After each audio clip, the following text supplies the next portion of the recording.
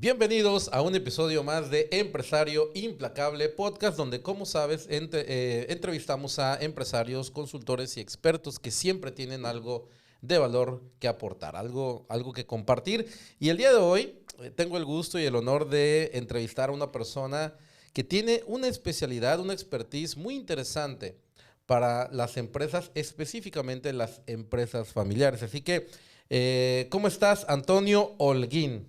¿Qué tal, Víctor? Excelente, muchas gracias por esta invitación y esta oportunidad.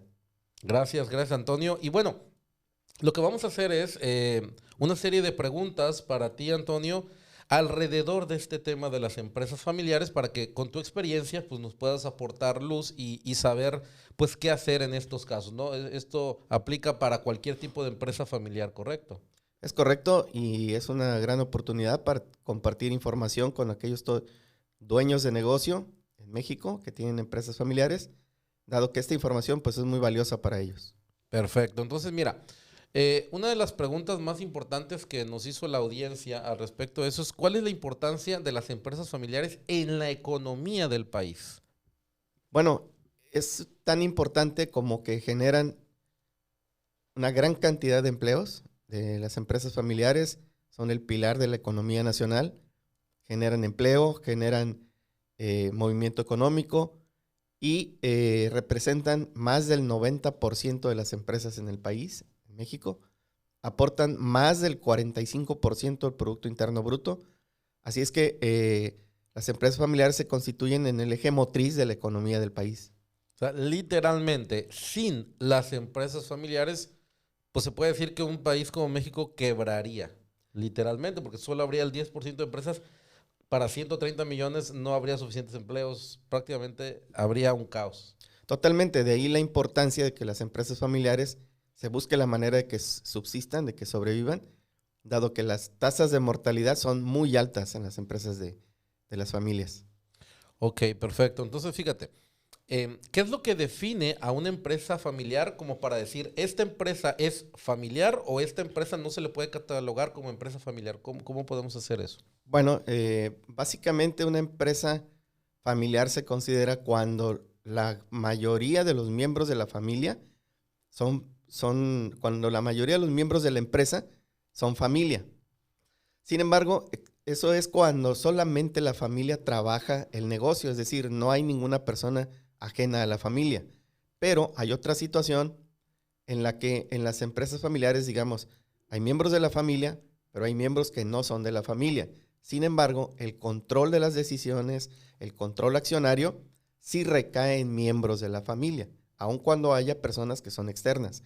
Entonces, cuando el núcleo familiar es el que decide, o cuando el núcleo familiar es el que tiene el control accionario, ahí estamos hablando de una empresa familiar.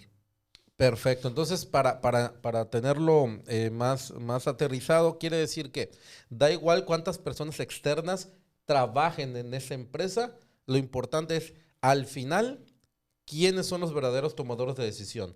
Si la balanza se inclina a que es la familia, entonces es una empresa familiar o que opera como una empresa familiar, ¿correcto? Es correcto, así Ok, es. perfecto. Gracias, Toño. Esto es importante porque, como bien lo dijiste, o sea, la mayoría de empresas, pues prácticamente caen en ese criterio y a veces pues, se puede llegar a pensar que cuando ya contratas más gente y todo, no, pues yo ya no soy familiar porque, pues nada más estamos, por ejemplo, mi esposo y yo, y ya tenemos 20 personas en la sucursal. Pues sí, pero ustedes deciden. Entonces sigue siendo Absolutamente. una empresa y opera como una empresa familiar. Ok, perfecto. Ahora, ¿cuál crees, Toño, que sea la situación actual que viven las empresas familiares para poder trascender a las siguientes generaciones? ¿Cuál es esa situación? Bueno, pues qué excelente pregunta, Víctor, porque precisamente ya definimos a la empresa familiar como pilar, como eje motriz de la economía del país, y no solamente de México, sino de toda Latinoamérica. De hecho, las empresas familiares están en todo el mundo. Y la situación que viven las empresas familiares, particularmente en México, son de una alta mortalidad. Solamente 3 de cada 10 empresas trascienden de la primera a la segunda generación. Y solamente de ese 30% que trasciende de la primera a la segunda generación, solamente entre el 9 y el 11% pasan a la tercera generación. Es decir, el porcentaje de sobrevivencia va disminuyendo conforme pasan las generaciones. Y tenemos ejemplos en el mundo. Hay países donde las empresas familiares están en la 13ª, 14ª generación. Países como Alemania son muy trascendentes y tienen muy marcada el cambio generacional. Entonces, en Japón hay empresas que tienen 12, 13, 14 generaciones, como te comento. Pero en México, la verdad es que las empresas familiares mueren a muy temprana edad. Las causas son diversas y más adelante las veremos, pero la situación actualmente es esa. Es una triste situación porque las empresas familiares, como dijimos, son el pilar de la economía y necesitamos hacer algo para lograr que sobrevivan mucho mayor tiempo. Excelente, ¿no? Entonces, fíjate que esto que acabas de comentar probablemente no se le esté dando la difusión que amerita, porque a lo mejor sí se ha escuchado hablar del tema, pero te puedo decir, porque estamos en el entorno empresarial, que no se le está dando la difusión y justamente es el objetivo de esta entrevista, Claro. ¿no? Darle la difusión que merece justamente el tema de proteger y asegurar, digamos que la trascendencia de la empresa familiar por generaciones, ¿no? Ok, ahora, hablando de mortalidad, porque mencionabas la parte de la mortalidad, en tu experiencia, con lo que te ha tocado vivir y observar, ¿cuál crees que sean las causas principales de la mortalidad de estas empresas familiares? Gracias. Pues las principales causas están en el origen de la familia. Los miembros de la familia pueden no generar acuerdos, pueden generarse conflictos familiares. La alta dependencia de la empresa con respecto al fundador, porque el fundador es el que dirige, es el que decide, es el que opera muchas veces. La falta de un plan de sucesión es mortal para las empresas familiares.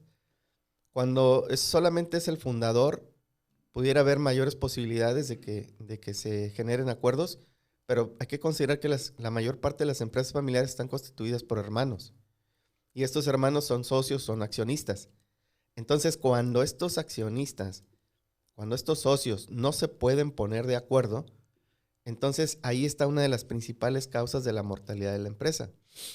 Otras muy importantes que tienen que ver con la incorporación de los hijos a las empresas es que se otorguen demasiados beneficios económicos, que se incorporen hijos que realmente no aporten valor a la empresa, que se creen vacantes, que se creen puestos para que puedan incorporarse A los ver hijos. cómo los acomodamos, ¿no? A ver cómo se acomodan, vamos a darles un salario Ok. y vamos a darles ciertas concesiones, y esto va haciendo que cada vez la carga financiera sea mayor para la empresa y entonces tenemos un serio problema de sobrevivencia económica.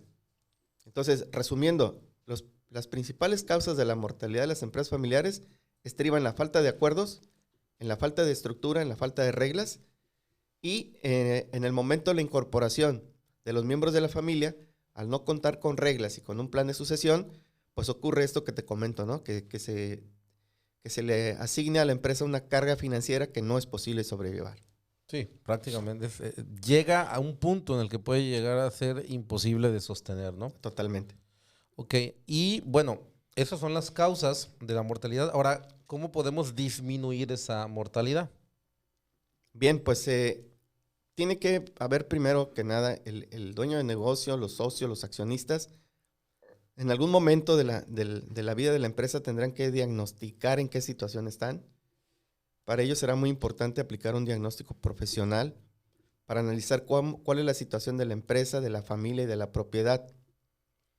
Con base en eso, comenzar a dar los primeros pasos para lograr una estructura, lograr la profesionalización, la institucionalización de la empresa, porque ello va a ayudar a que se den los primeros pasos para que la empresa pueda transferirse a la siguiente generación.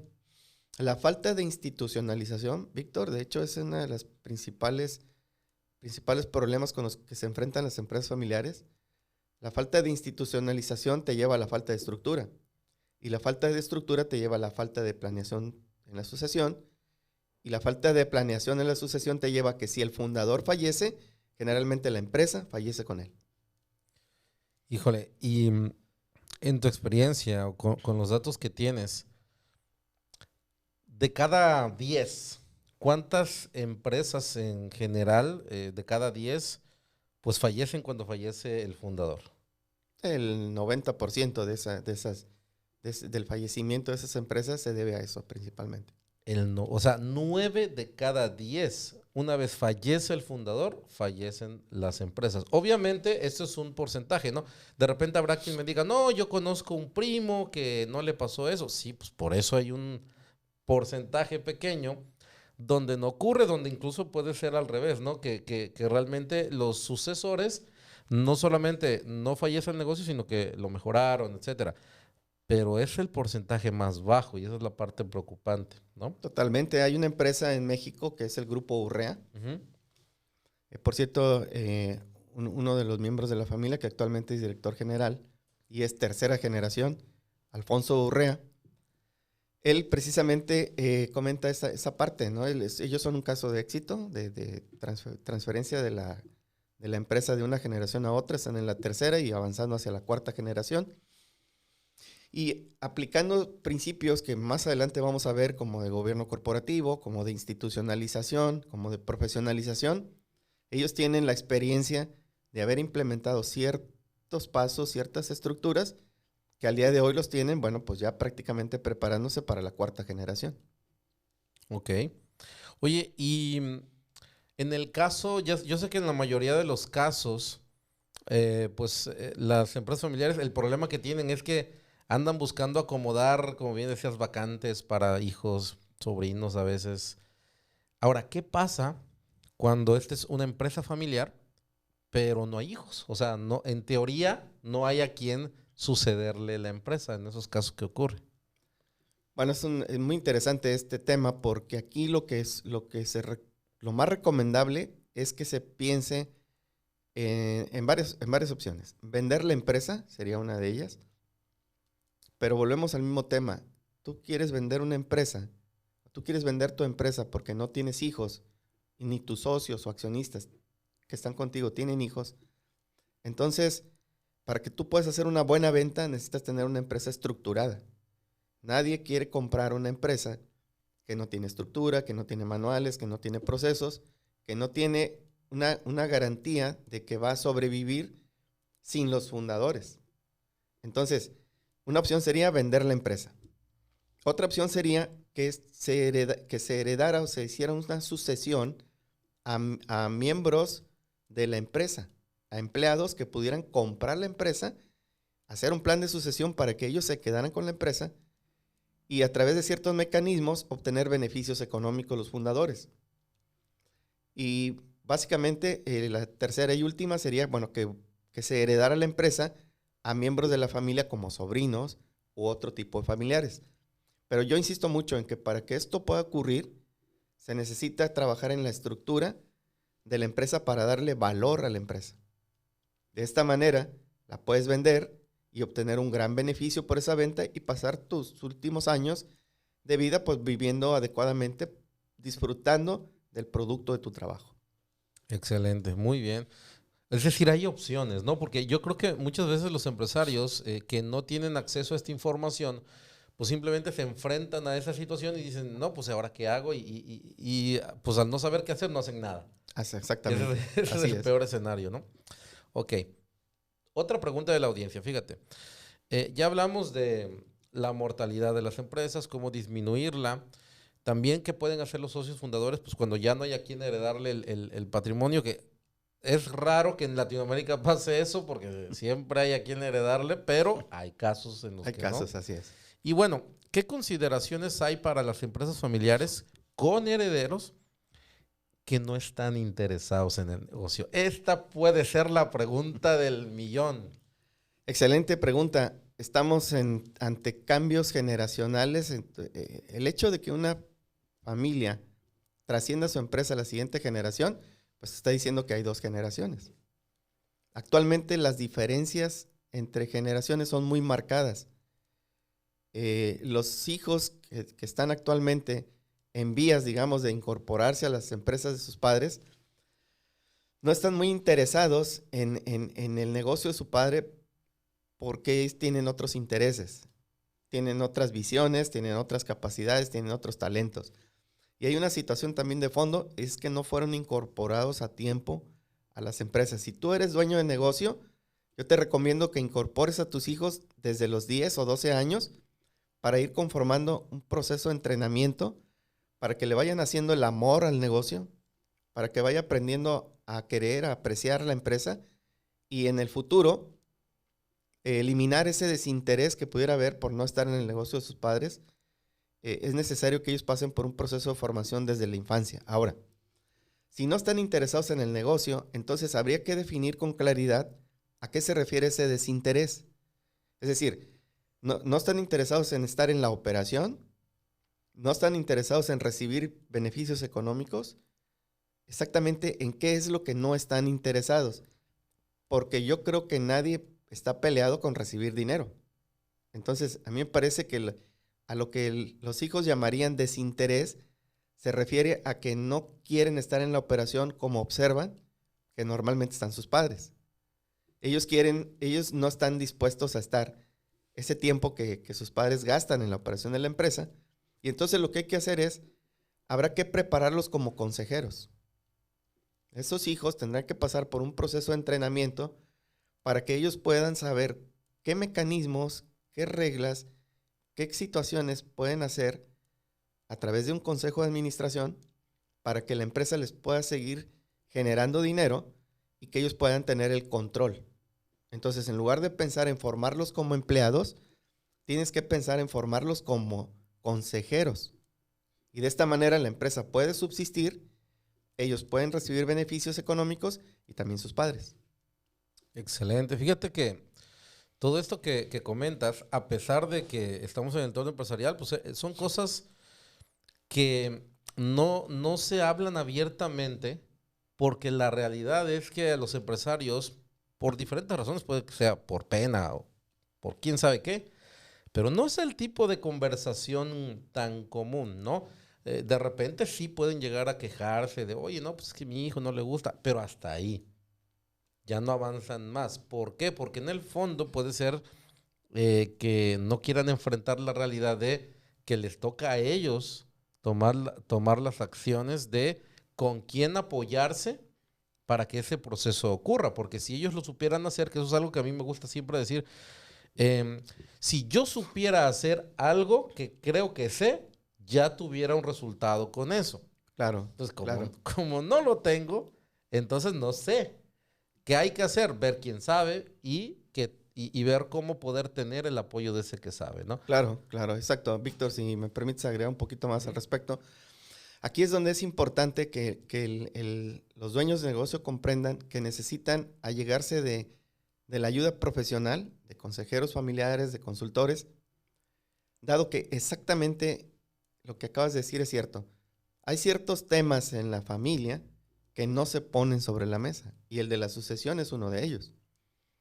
Porque el fundador realmente nunca se quiere retirar, no quiere verse fuera de la empresa, le da cierto temor, cierta tristeza, saber que su bebé, que es su empresa, pues ya creció y que al parecer ya no depende tanto de él. Entonces, aquí hay algo que no podemos pasar por alto, y son los deseos de los hijos. Porque al final lo importante no es tanto que tú dejes a tu hijo a cargo de la empresa, sino que tú veas primero si tu hijo es feliz con lo que está haciendo. Entonces tú tendrás que poner el tema sobre la mesa, darle la oportunidad a tu hijo, o en este caso los dueños de negocio, darles la oportunidad a sus hijos de que ellos realmente manifiesten una voluntad y una decisión de sí querer estar en la empresa, o que realmente tengan el espacio para decir lo que realmente quieren en la vida. Al final de cuentas, como padre de familia, tendrás que apoyar los proyectos de tus hijos. Y ya el tema de la empresa se puede solucionar, como comento, generando una estructura, y a través de un consejo de administración, esta empresa puede subsistir en el tiempo. Y los hijos pueden ser formados como consejeros para que ellos puedan recibir los frutos del trabajo de sus padres y también sus padres. Ok, entonces mira, aquí tenemos una pregunta que puede que ya se haya respondido con eso que comentaste, pero me quiero asegurar, no lo quiero asumir. Aquí nos preguntan ¿Qué consideraciones hay para empresas familiares que sí tienen herederos, pero que no están interesados en el negocio? Esa es la que ya me respondiste. Ahora, ¿qué se recomienda cuando los hijos no quieren trabajar en la empresa, pero el fundador quiere heredárselas? Excelente. Bien, ya dimos un avance de esta respuesta. Hay que formarlos como consejeros. Ese es el camino. Ese es el camino. Si los quieres ver como empleados y que estén ahí desde las 8 de la mañana hasta las 8 de la noche, eso no va a funcionar. No, hay que generar la estructura que necesita la empresa y esos hijos tendrán que ser formados como consejeros. Perfecto. Quiere decir que hay como tal una preparación para ser consejero. Absolutamente. Más adelante tocaremos este punto, pero adelanto, la familia tiene que estar en una constante capacitación. Hoy en día hay herramientas que no puedes dejar pasar de lado. Los sucesores y los mismos dueños de negocio tendrán que aprender de finanzas, de derecho corporativo, de estrategias fiscales, de cómo está estructurada su sociedad, que es una de las cosas más importantes que tienen que saber los fundadores o los dueños de negocio, y por supuesto cómo funciona un consejo de administración. Ok, perfecto. Ahora, ¿qué recomiendas hacer para aquellas personas que tienen la disyuntiva de ¿heredo en vida a los hijos o es mejor heredar después de la muerte del fundador? Es una pregunta muy delicada, Víctor, porque heredar en vida puede ser una excelente opción por un tema de dinero y por un tema de control.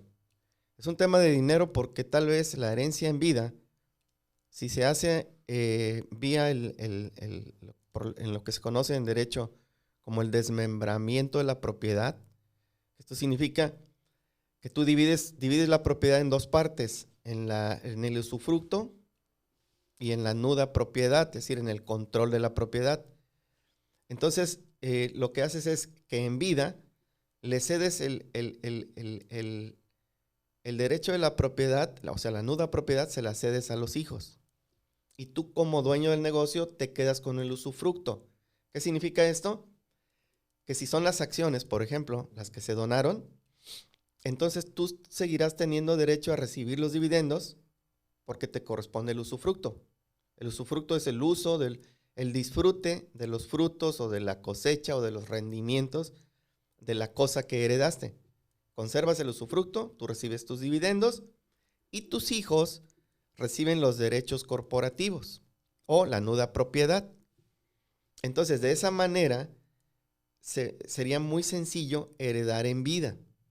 Pero hay que asegurarse, dueños de negocio, que efectivamente ustedes conserven el usufructo y que sus hijos tengan la nuda propiedad. Porque, Víctor, aquí vamos a hablar de un tema muy delicado y es un buen consejo para todos los dueños de negocio, no ceder el 100% de su patrimonio a los hijos porque nunca se sabe en qué momento la situación familiar o civil de los hijos cambie. Tú sabes que no es lo mismo que tus hijos estén solteros a que ya estén casados. Ahí ya intervienen dos voluntades. Y entonces ante esa situación no sería el primer caso en que unos hijos despojen de su patrimonio a sus padres. Entonces ellos tienen que seguir conservando el control. Entonces de esa manera se recomendaría heredar en vida. Ahora, va a depender mucho de la familia, va a depender mucho del patrimonio, va a depender mucho de lo que quieran el dueño de negocio, pero al final, si tú me preguntas si yo sí recomiendo heredar en vida, porque eso permite que tus hijos se vayan incorporando a las decisiones de la empresa sin perder el control el fundador. Perfecto, excelente.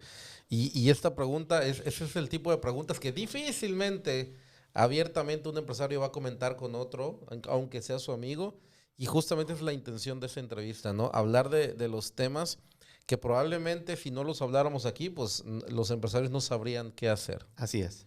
Perfecto. Ahora, ¿cómo pagarle a los hijos su salario cuando trabajan en la empresa? Buena pregunta.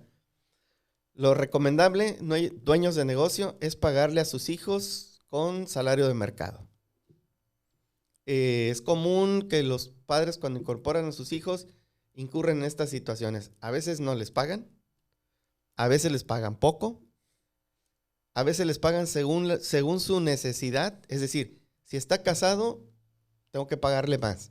Y si está soltero, le pago menos. Para que le alcance, ¿no? Para que le alcance. Aunque su función en la empresa no justifique ese ingreso. Exactamente. Entonces, lo recomendable es pagarle con un salario de mercado. Es decir, cuánto gana en el mercado laboral donde está la empresa, tiene que ser donde está la empresa.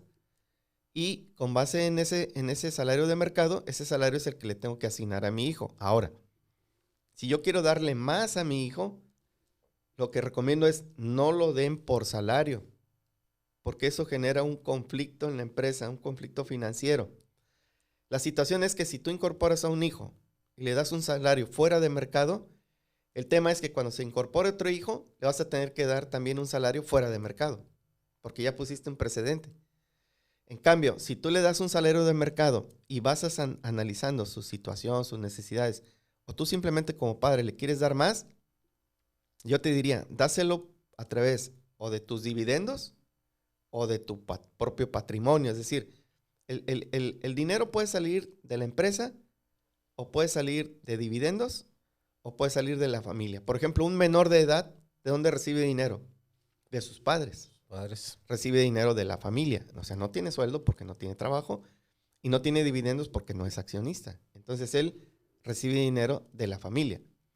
Por esa razón, tampoco no es recomendable que se otorguen salarios bajo el pensamiento de darle salarios igualitarios. No, aquí es el salario de mercado y conforme al puesto.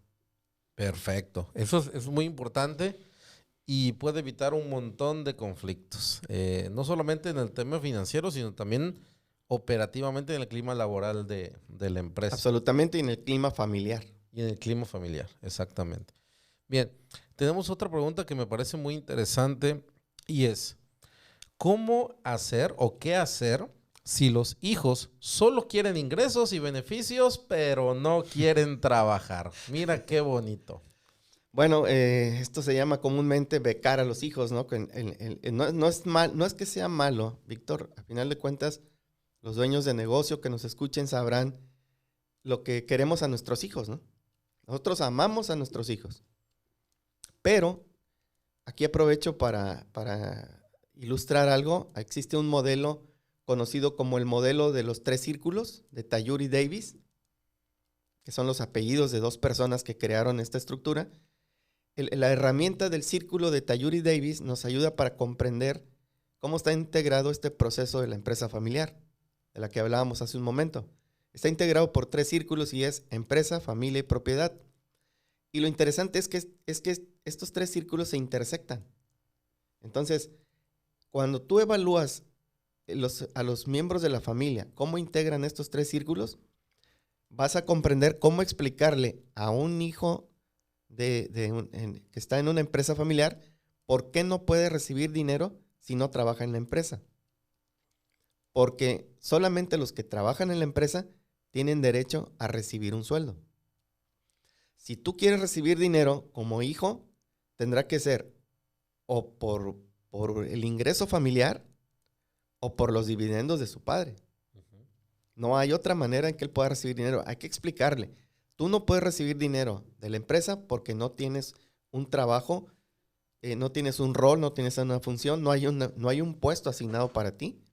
Entonces, tú vas a seguir recibiendo dinero de mi parte como hijo que eres de la familia, o cuando me toquen dividendos, si yo quiero compartirlos contigo, yo puedo hacer con mis dividendos lo que yo quiera.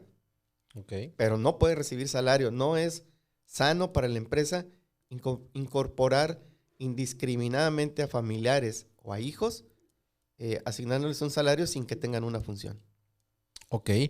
Y esto, para reafirmarlo y asegurarme de que lo entendimos correctamente, básicamente es la única forma de justificar que una persona perciba un salario en una empresa es que cumpla con un rol en la empresa, por lo tanto tiene que cumplir funciones, responsabilidades, todo. Absolutamente. Y si no fuera eso, entonces no cobraría salario, podría llegar a cobrar dividendos, pero entonces ya tendría que fungir como consejero de la empresa. ¿Es así? Es correcto. Además, para poder recibir dividendos, tendría que ser accionista. Hay muchos hijos de dueños de negocio que en forma equivocada se ostentan como yo doy órdenes o yo voy a hacer esto en la empresa porque yo soy dueño de la empresa. Hay que hacer una puntualización en ese sentido, en que no eres dueño de la empresa, eres hijo del dueño de la empresa. El que ostenta la propiedad de las acciones es tu papá, pero tú no. Entonces, por lo tanto, tú no tienes derecho a recibir dividendos. Tendría que ser de los dividendos que le toquen a tu papá, que si es accionista, si él quiere darte dinero, está bien. Okay. Pero él no puede recibir dividendos directamente. Exactamente. Es decir, no hay forma justificada de sacar dinero de la empresa para alguien que no tiene acciones o no cumple con una función dentro de la empresa. Es correcto. Ok, perfecto, muy bien. Ahora, ¿qué consideraciones habría que tener en cuenta al incorporar nuevos miembros a la empresa familiar? Excelente pregunta. Pasar por un proceso de selección, como cualquier otro miembro, como cualquier miembro de la familia o como cualquier persona externa a la familia. Ya dijimos que no es correcto crear vacantes para miembros de la familia, pero si hay un puesto y hay una vacante y uno de los miembros de la familia pretende postularse, lo va a tener que hacer a través de recursos humanos. Presenta su solicitud, pasa por el proceso. Si realmente cumple con el perfil, podrá ser contratado. De lo contrario, si no cumple con el perfil, dejamos en manos de recursos humanos la decisión para que esto no genere un conflicto ni en la familia ni en la empresa. Claro, y también ahí me gustaría agregar que al dejarlo en manos de recursos humanos, pues que también ellos tengan en cuenta que tienen toda la facultad de que si no encaja el perfil, ellos lo pueden demostrar y no va a ser refutable esa decisión porque lo están, digamos que, soportando esa decisión. Es correcto. Así es. Ok, perfecto. Ahora, la verdad es que a mí me encanta este tema, por eso cuando le platiqué a Toño de la entrevista y nos pusimos de acuerdo con la fecha, yo contaba los días porque sé que va a ayudar a muchos dueños de empresa familiar a tomar buenas decisiones con este tipo de situaciones que es lo que viven en el día a día. Ahora, ¿cómo manejar la situación de tener hijos que trabajan en la empresa e hijos que no trabajan en la empresa para el tema de la transferencia de acciones? Excelente pregunta, Víctor.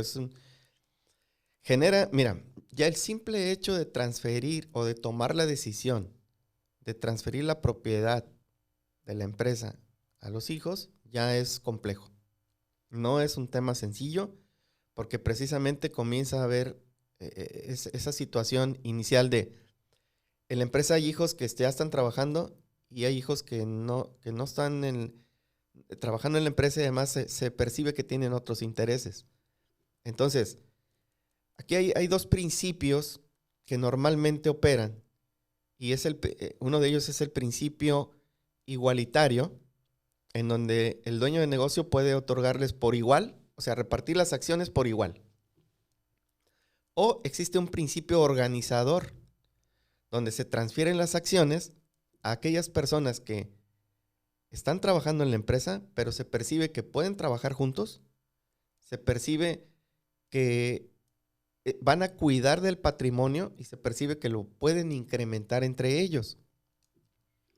Ahora, la pregunta sería, bueno, a ver, Antonio, si dejo fuera de la estructura accionaria a algunos de mis hijos, ¿ellos cómo van a recibir beneficios?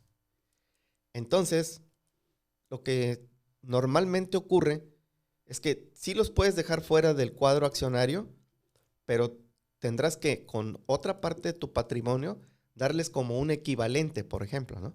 Okay. Entonces, por ejemplo, si son 8 hijos, digamos, de 3 accionistas, y dentro de estos 8 hijos, solamente 5 se percibe que pueden trabajar juntos, que ya están trabajando en la empresa, que realmente ellos van a ser los próximos accionistas, pero tienes 3 que realmente no no quieren trabajar en la empresa, se dedican a otras cosas. Entonces, tú como padre, pues lo que puedes hacer es darles algunas propiedades que son parte del patrimonio y entonces de alguna manera compensar el hecho de que no van a tener acciones de las empresas. Ok. Y con eso lo que haces tú equilibras, digamos, tu herencia. A unos hijos les das una propiedad y a otros hijos les otorgas las acciones de la empresa. Ahora, si al final se quiere hacer un trato igualitario, el cual no es muy recomendable, pues entonces habrá que dejar ciertos mecanismos para ver cómo va a funcionar ese tema de los hijos que no van a estar trabajando en la empresa con respecto a recibir dividendos y con respecto a la operación misma de la empresa.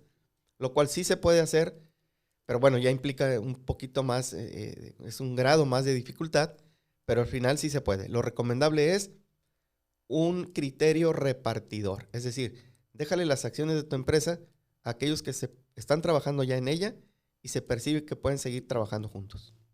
Totalmente, ¿no? Porque al final lo que se busca es, pues, la trascendencia en generaciones. Y ya un punto que mencionaste que creo que es de los fundamentales es, trabajan y pueden trabajar juntos y además tienen capacidad de incrementar el patrimonio. Esas son las empresas que van a poder sobrevivir. Y otro punto importante que también mencionaste es, ok, no te doy el patrimonio que yo te quería dar en acciones, te lo doy en un activo equivalente, ¿no? Puede Así ser es. propiedades, o sea, cualquier activo equivalente. ¿Cuál es la diferencia, no? Porque algunos pueden decir, pues es lo mismo que si me dieran acciones. No, porque con las acciones tienes un usufructo de alguna manera constante siempre y cuando la empresa siga operando pues correctamente, rentablemente. Entonces, Así pero es. además es algo que es un premio porque estás trabajando en la empresa, la estás haciendo crecer.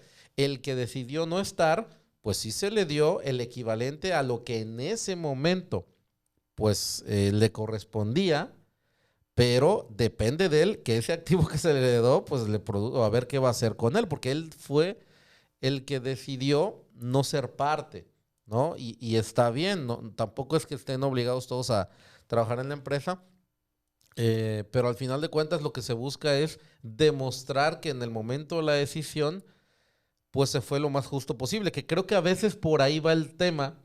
Y por eso decías que era muy complejo, porque no es solamente un fundador repartiendo activos Así y es. acciones, es un padre de familia repartiendo activos y acciones, y eso ya complica absolutamente todo.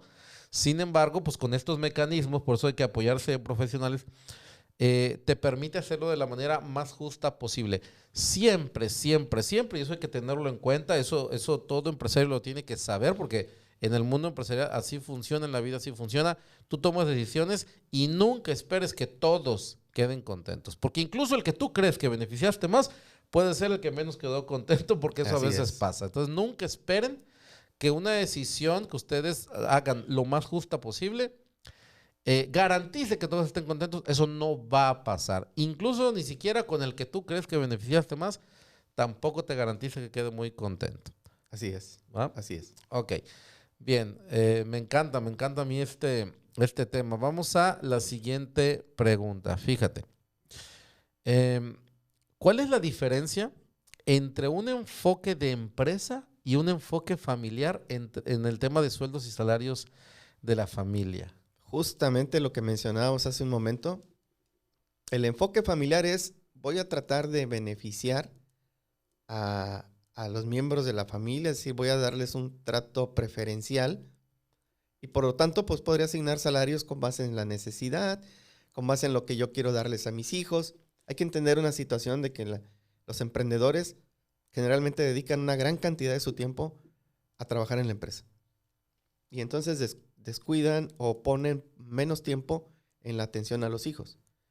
Posteriormente, Víctor, lo que sucede es que tratan de compensar de alguna manera y entonces cuando incorporan a un miembro de la familia a la empresa, el enfoque familiar es, le voy a dar lo más que pueda a mis hijos porque inconscientemente estoy compensando el tiempo que no estuve con ellos. Ok. El enfoque de empresa es el salario de mercado. Entonces, la diferencia es muy clara. En el enfoque familiar, pues voy a ser condescendiente con mis hijos, pero en el enfoque empresa, voy a ser condescendiente con el mercado. Y lo que el mercado me marque para este puesto es lo que tendré que asignar como sueldo. Híjole, este es un tema que le va a dar mucha claridad a los empresarios de qué no hacer. Porque si no se hace esto bien, olvídate a la hora de la repartición. O sea, son muchos elementos que hacen que sea muy complicado el momento de la repartición de activos y acciones, o menos complicado si se fue preparando el terreno, que es algo de lo que tú comentabas, ¿no? Si, por ejemplo, no sé, bueno, de entrada, si tienes pocos hijos, pues también es menos problema, ¿no? Porque es con menos personas que tienes que entender. Pero al final, si se empiezan a hacer cosas como lo que decías de ir incorporando, de ir teniendo estructura, mecanismos, entonces eso hace que a la hora de la decisión de cierta repartición de patrimonio, pues sea mucho más sencilla esa transición porque hubo una preparación. Por eso insisto tanto en la palabra preparación, porque en este sentido, más que la preparación del dueño, porque el dueño obviamente tiene que estar informado, es la preparación de el entorno. Y el entorno entra todos los involucrados con la empresa, los involucrados en la familia. A eso me refiero, ¿no? Es preparar el entorno. Totalmente. Para que esto ocurra. Ok. Así es. Perfecto. Ahora, ¿qué hacer si yo ya asigné salarios fuera de mercado a mis hijos y no quiero que disminuyan su nivel de vida? Lo cual sería muy entendible, porque vuelvo al punto de que al final son tus hijos y no quieres tampoco que ellos pues vivan en la escasez, ¿no? O vivan con dificultades económicas cuando tu empresa puede pagar sus gastos. Lo que hay que hacer es, más adelante vamos a hablar de un documento muy importante que se llama protocolo familiar. Pero adelanto, por ejemplo, que todas estas reglas que estamos hablando tendrán que ser incluidas en este protocolo.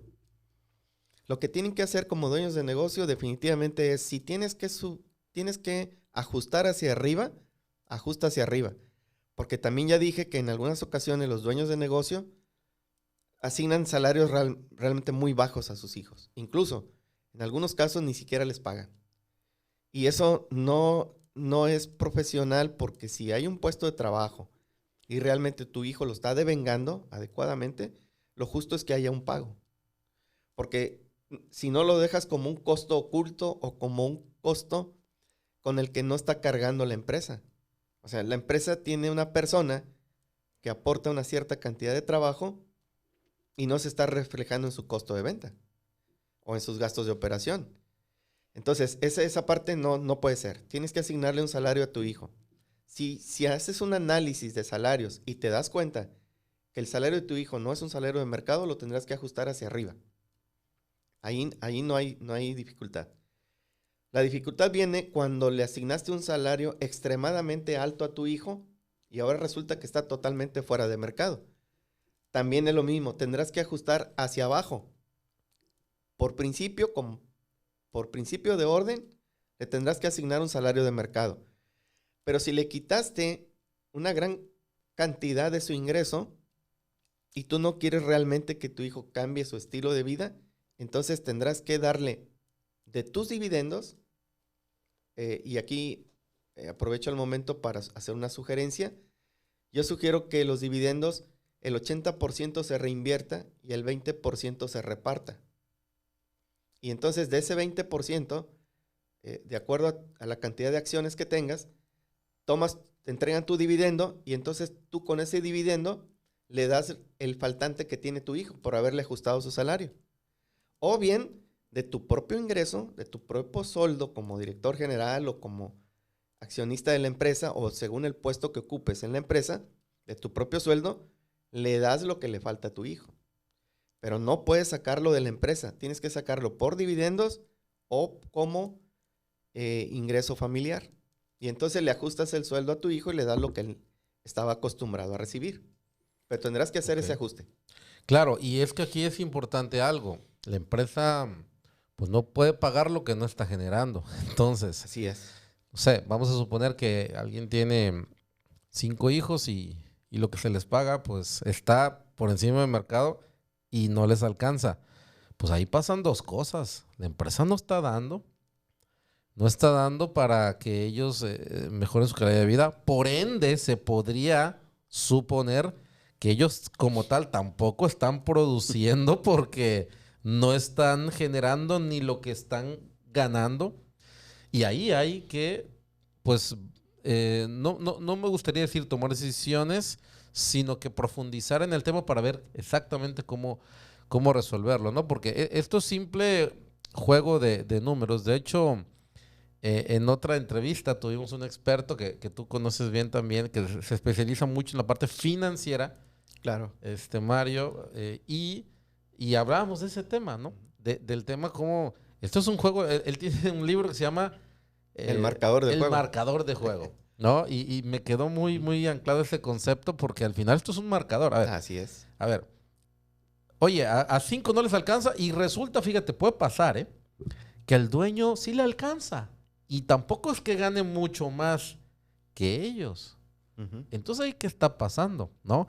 Es decir, la empresa no puede ser un mecanismo a merced de las necesidades de estilo de vida de los dueños. Así es. La empresa es un ente independiente del dueño, entonces el dueño tiene que tener un estilo de vida acotado a lo que sus ingresos hoy pues está generando, ¿no? Y oye, no, pues que quiero más. Bueno, hagamos que la empresa genere más, pues para que nos toque más y ese sería el mecanismo correcto, ¿no? Totalmente. Incluso en ese tema que comentas, lo recomendable también es separar las finanzas personales de las finanzas de la empresa. O sea, tampoco la empresa puede ser tu caja chica.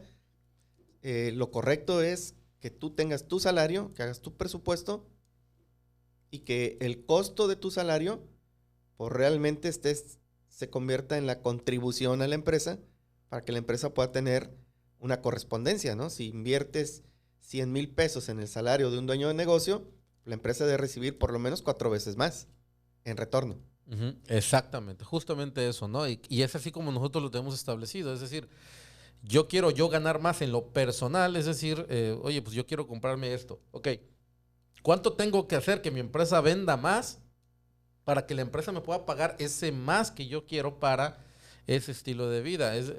Las empresas que operan mejor es porque el dueño opera mejor y tiene que ver con esa división de los ingresos entre lo que genera la empresa y lo que generas tú. Es más, creo que es muy bien sabido que los empresarios más prósperos, te podría decir de México y probablemente incluso del mundo, tienen una particularidad.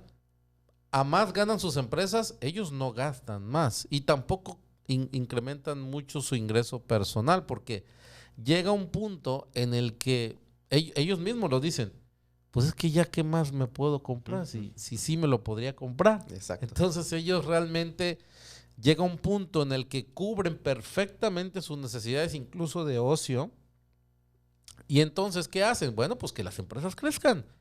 Y así me aseguro de que nunca me va a faltar lo que hoy estoy obteniendo y a mi descendencia pues probablemente tampoco, porque si yo no me lo estoy comiendo, Claro. entonces va a haber Así es. para el futuro, ¿verdad? Así es correcto.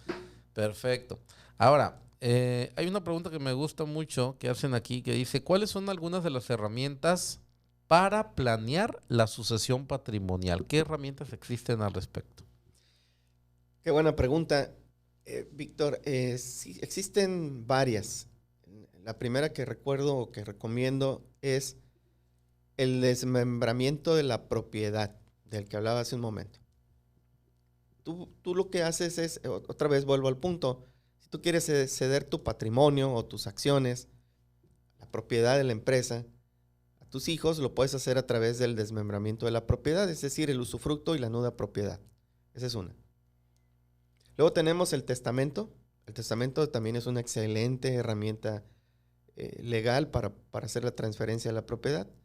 Tenemos el fideicomiso, que en México es de muy desafortunadamente no hay información al respecto, no hay la cultura del fideicomiso. Los dueños de negocio tienen mitos, tienen creencias al respecto, pero es una excelente herramienta para planear la sucesión, para planear la sucesión patrimonial. Existen también otra herramienta que también tampoco es muy utilizada y son los convenios de accionistas. Existe otra herramienta legal también muy importante para la transferencia de la propiedad, que son los estatutos sociales. Es decir, los estatutos de la sociedad que están en el acta constitutiva, en el acta social. Y por último tenemos también una herramienta legal muy poderosa, que es muy importante para la transferencia de la propiedad y que son los seguros de vida. Esas 6 herramientas legales son importantísimas que se tomen en cuenta, pero además hay algo muy interesante. Estas herramientas legales, Víctor, en relación con el protocolo, del que hablaremos más adelante, tienen que sufrir un proceso de alineación. O sea, es decir, tú no puedes poner en el testamento o decir que porque ya tienes un testamento, tú ya tienes todo solucionado para la transferencia de la propiedad de tu empresa a la siguiente generación. Porque además hay una situación de que el testamento en algún momento es totalmente impugnable. Es débil. El testamento es una herramienta legal, pero no es tan fuerte como otras. Entonces, si tú pones algo en el testamento, tendrás que asegurarte que lo que está en el testamento esté alineado con los estatutos sociales. Si no hay esa alineación, pudieran encontrarse en algún momento ante un fallecimiento de un accionista en una situación complicada donde la empresa pudiera incluso llegar hasta tener que ser liquidada porque no hay manera de destrabar la parte accionaria, porque no se previó algo tan sencillo como alinear el testamento con los estatutos sociales, y pues ahora tenemos una situación de conflicto, ¿no?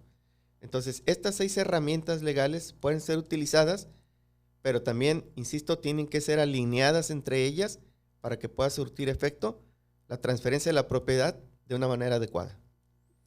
Perfecto. No, hombre, si los empresarios ya tuvieran esta información, ya sabrían cómo dormir tranquilos, definitivamente. Por eso es que te agradezco que estés aquí respondiendo estas preguntas, porque al final son dudas las más comunes que tienen los dueños de empresas familiares. Ahora, con respecto a las herramientas, fíjate, nos comentabas de 6 herramientas. Ahora viene la parte, digamos que o triste o feliz, de el grueso de empresas familiares que necesitan estas herramientas. ¿Cuál es la situación actual con respecto a ese uso? O sea, ¿cuántas realmente están usando estas herramientas? Pues mira, más del 60%, yo diría que un 70% de dueños de negocio en México no tienen testamento. O sea, ni siquiera el que incluso tú comentabas que puede tener cierta debilidad si no se compagina con otro, ¿no? Claro, el testamento por lo menos te ayuda en gran manera a proteger tu patrimonio. Aquí vamos a incorporar otro término al que los dueños de negocios se tienen que acostumbrar, y es el blindaje patrimonial, que no es otra cosa más que la protección del patrimonio, ¿no? Mecanismos para proteger tu patrimonio. El 70% de los dueños de negocio en México no tienen testamento. Ya dije del fideicomiso. El fideicomiso hay mucha resistencia a utilizarlo por parte de los dueños de negocio y también por parte de las entidades jurídicas que ayudan en el tema de los negocios. Víctor, en el tema de los negocios intervienen algunas especialidades. Interviene un notario público, interviene un abogado corporativo, interviene un fiscalista, interviene un contador público. Entonces, muchas veces estas profesiones o estos especialistas, dependiendo de cuál sea su ideología, te pueden decir, no uses el fideicomiso porque eso no sirve. Hay que hacerlo con el banco y es muy complicado. Entonces, necesitamos ir cambiando la cultura. O sea, el fideicomiso para nada es complicado. El banco no se va a quedar con tu propiedad. Es imposible porque tu patrimonio sigue siendo tuyo, no forma parte del patrimonio del banco, por lo tanto no corre riesgo. pero necesitamos crecer también en esa cultura de la información. Necesitamos que más especialistas promuevan estas herramientas. El fideicomiso está prácticamente es nulo en el país. Solamente algunas empresas utilizan algo que se conoce como fideicomiso corporativo patrimonial con efectos sucesorios. Okay. Para que nuestros amigos, los dueños de negocio, conozcan esta figura o este nombre. Fideicomiso corporativo patrimonial con efectos sucesorios. Es una excelente herramienta para transferir la propiedad, que además te protege, Víctor, ante un embate del SAT, por ejemplo. Todos sabemos que estamos en una era con bastante intención recaudatoria, donde incluso el patrimonio de los accionistas se puede ver afectado. Si tú no planeaste adecuadamente tu empresa, tu patrimonio como accionista se puede ver afectado. Y el fideicomiso es una excelente herramienta porque todos los bienes que deposites en el fideicomiso son inembargables. Ni por el SAT, ni por una viuda, ni por los hijos, ni por nadie. El patrimonio se puede ver afectado. Entonces, es una excelente herramienta para transferir la propiedad, pero además es una excelente herramienta para que tú conserves el patrimonio. Esa es la realidad, ese es lo que sucede en México. Actualmente necesitamos incrementar la información sobre estas herramientas para que los dueños de negocio comiencen a utilizarlas. Perfecto, perfecto. Y sobre todo eso, ¿no? Que las conozcan y que tengan la información correcta, porque a veces se quedan solo con la información de justamente quien le dan miedo a esas herramientas porque nunca las ha usado, no las conoce, entonces ellos se quedan con esa información nada más y creen que esa es, ¿no? Entonces hay que tener cuidado. Bien, ahora, ¿qué papel juega en la sucesión patrimonial los derechos corporativos y los derechos patrimoniales? Me gustaría que antes de explicar qué papel juegan, que nos dieras una breve explicación de qué es derecho corporativo, qué es derecho patrimonial y entonces sí, qué papel juegan en la sucesión patrimonial. Correcto.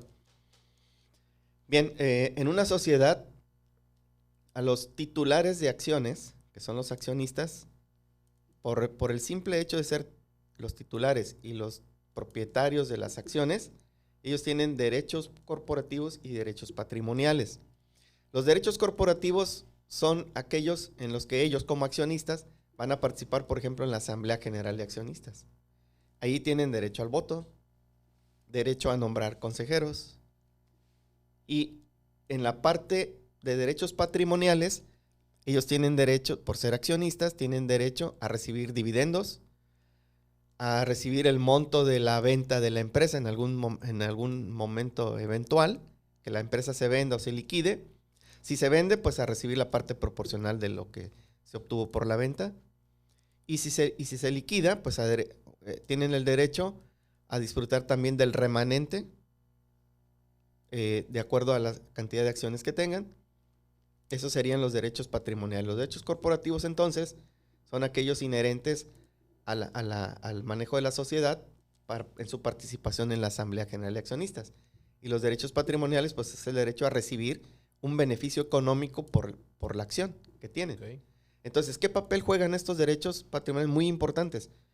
Porque, como mencioné hace un momento, si tú utilizas la herramienta conocida como desmembramiento de la propiedad, que es el usufructo, y la nuda propiedad, tú le puedes ceder el usufructo, tú te puedes quedar como dueño de negocio con el usufructo, es decir, continuar recibiendo beneficios como dividendos, y le puedes ceder los derechos corporativos a tus hijos, para que ellos se vayan incorporando, vayan aprendiendo a tomar decisiones, se vayan empapando del manejo de la empresa a nivel corporativo, a nivel sociedad, pero tú no pierdes el control de tu empresa, porque lo haces a través de la figura de usufructo y de una propiedad.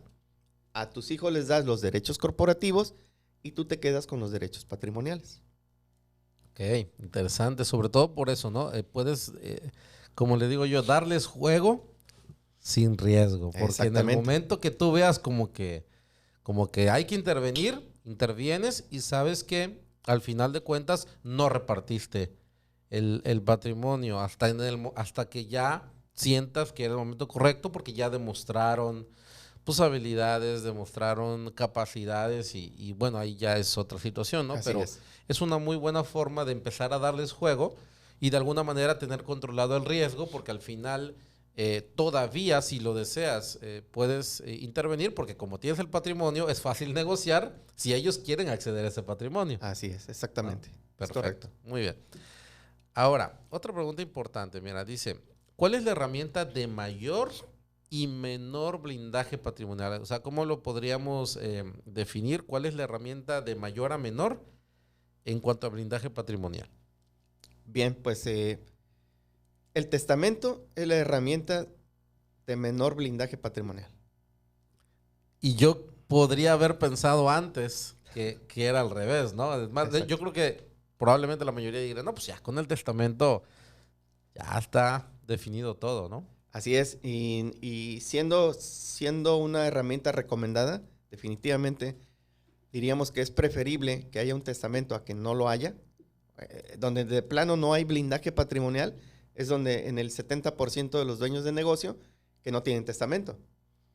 Pero luego el testamento se convierte en la herramienta de menor blindaje patrimonial, Víctor, porque hay herederos profesionales, albaceas profesionales, impugnadores profesionales, que te los puedes encontrar en cualquier momento y principalmente por algo que es muy importante. Cuando no hay un consultor o no hay un consejero familiar en donde los accionistas tengan a alguien de confianza en decir, pues mira, la verdad, yo quiero arreglarlo en mi patrimonio, tengo a mi familia, tengo a mis hijos, pero tengo un hijo fuera del matrimonio.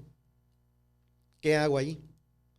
Entonces, ahí viene la consultoría para que ordenes esta situación, porque si la dejas así y tú haces tu testamento y solo consideras a tus hijos, digámoslo así, legítimos, ese testamento es fácilmente impugnable por ese otro hijo que en este momento no es reconocido, pero que en algún momento va a salir. Y como dije, hay impugnadores, albaceas y herederos profesionales, seguramente habrá alguien que diga, reclama, tienes derecho. Y ese testamento se va a venir abajo. Ahora, hay que decir también algo respecto al testamento. Tú puedes hacer un testamento aquí en donde tú vives, pero tú puedes ir a otra ciudad y hacer un nuevo testamento. Haces un testamento nuevo, pero tú no le informas a nadie.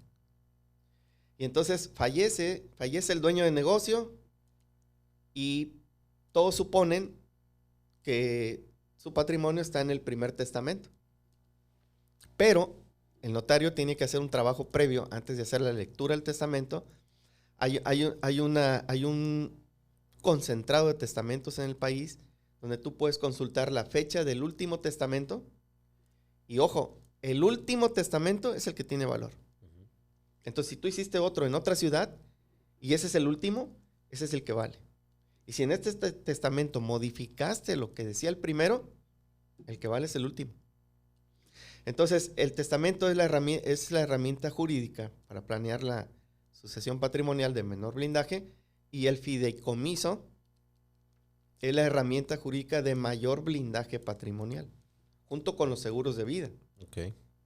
Muy importante contar con un fideicomiso o con un seguro de vida porque estas herramientas son más fuertes que un testamento.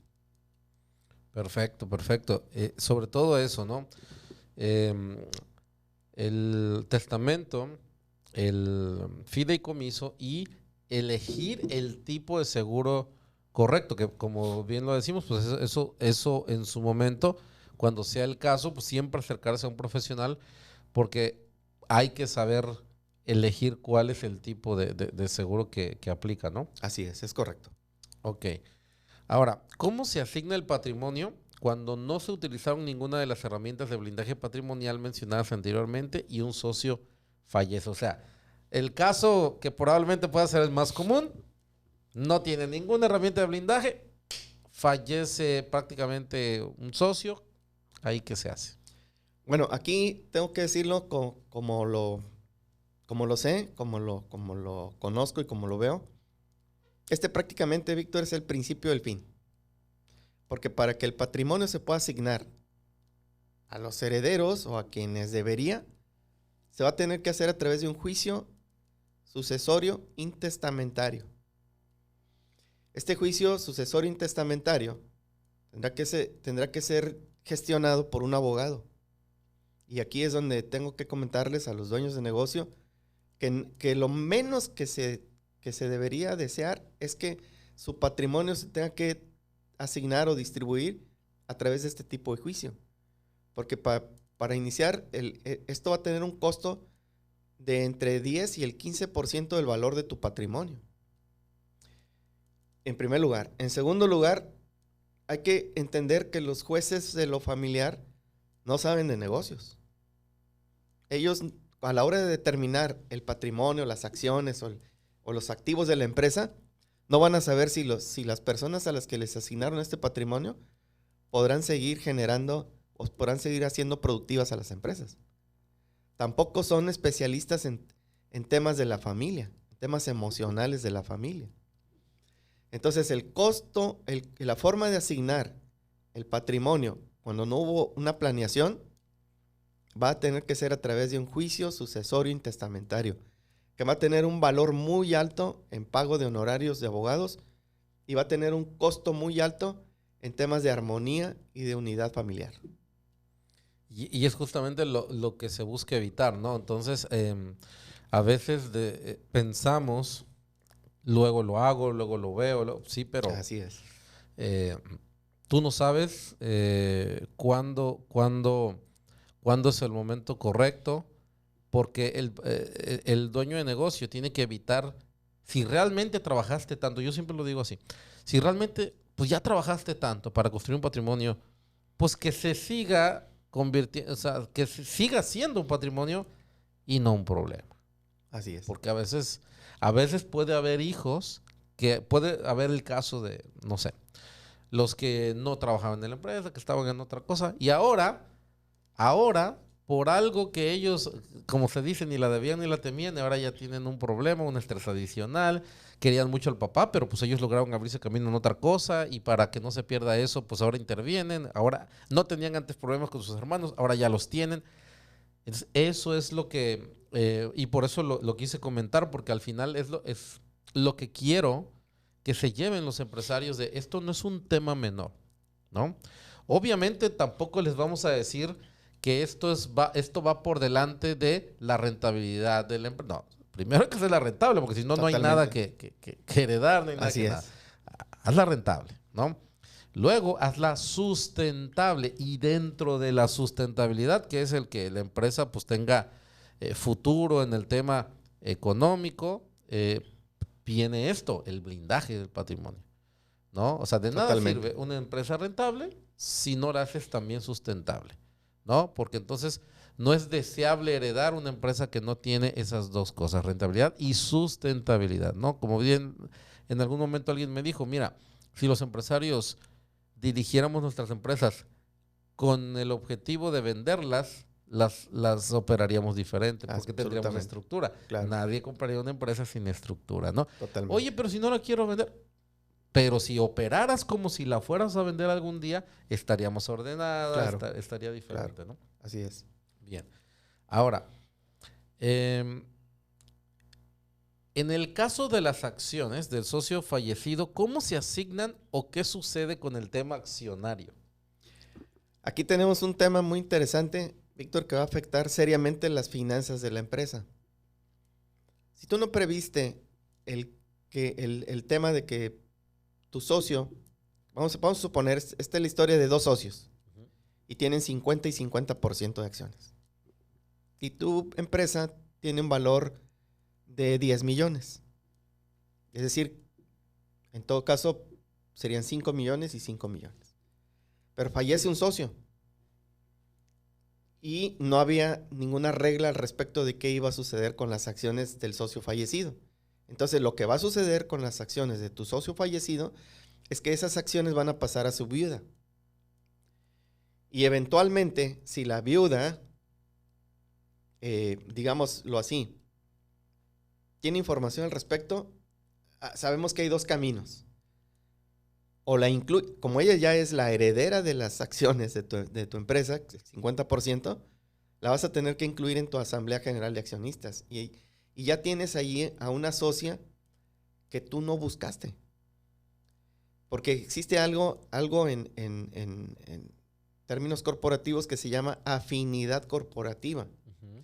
O sea, dos socios tienen afinidad porque se conocen, porque se confían en ellos, porque tienen visión por el mismo negocio y se juntan. Entonces esa afinidad corporativa los une. Pero al faltar un socio, la viuda no tiene afinidad corporativa con el socio que sobrevivió. Entonces, la primera opción es, la vas a tener que incorporar a la Asamblea General de Accionistas, uh-huh, porque ella es accionista. O bien, la segunda opción es que le compres las acciones. La cosa es que las acciones valen 5 millones. Y la pregunta es, ¿tienes esos 5 millones para comprarle las acciones a la viuda? Y como tú no puedes formar una sociedad anónima con un solo socio, tendrás que incorporar a otro socio, pues entonces tienes dos trabajos. Buscarte un socio y aparte comprarle las acciones a la viuda. Igual pudiera ser que el socio que entrara en la empresa, él aportara los 5 millones. ¿No? Pero aquí la cuestión es que vas a tener que encontrar un socio que esté dispuesto a hacer esa aportación. Y no siempre es tan sencillo, porque insisto, puede haber personas que dispongan de ese capital, pero a lo mejor no tienen esa afinidad contigo. No les gusta tu proyecto, o ellos se dedican a otra cosa. No todo en la vida siempre es dinero. Entonces, por no haber previsto esa situación, la verdad es que tienes un serio problema con ese tema. Ahora, si la viuda no quiere venderte las acciones, ella dice, no, yo quiero formar parte de la empresa y yo quiero recibir los beneficios y los dividendos que recibía mi esposo fallecido. Entonces tienes otro problema, porque en ninguna parte dice que ella está obligada a venderte, porque no hay derecho del tanto, o sea, no se hace válido el derecho del tanto. Y ella dice, yo me quedo con las acciones y yo quiero participar en la empresa. Y ya tienes una socia incómoda. O sea, como puedes ver, es una situación bastante complicada que se presenta cuando no hay esta previsión o no hay esta planeación. Claro, y es que tenemos que tomar en cuenta que si tú, pues hoy tienes socios, bueno, tienes socios por algo, ¿no? Por esa afinidad corporativa, porque se complementaban, etcétera. Y ahora, pues tienes una socia que no fue la que tú buscaste, que ojo, pudiera darse el caso de que aporte valor. Eso ya es otra circunstancia, pero lo que tenemos es que prever lo que normalmente puede ocurrir, que es que no, que a lo mejor no tenía experiencia y que puede complicar. Y ahí es donde pasa lo siguiente.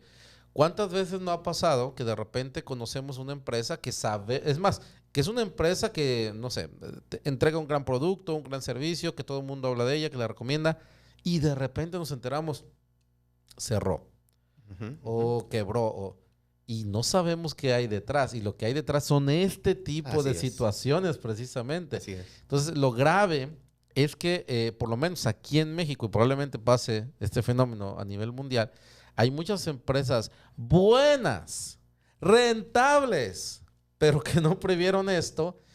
Y como lo dijiste, así de claro y contundente, cuando no prevén este tipo de situaciones y pasan, es el principio del fin. Entonces, por eso hay que darle el justo valor y la prioridad a esto.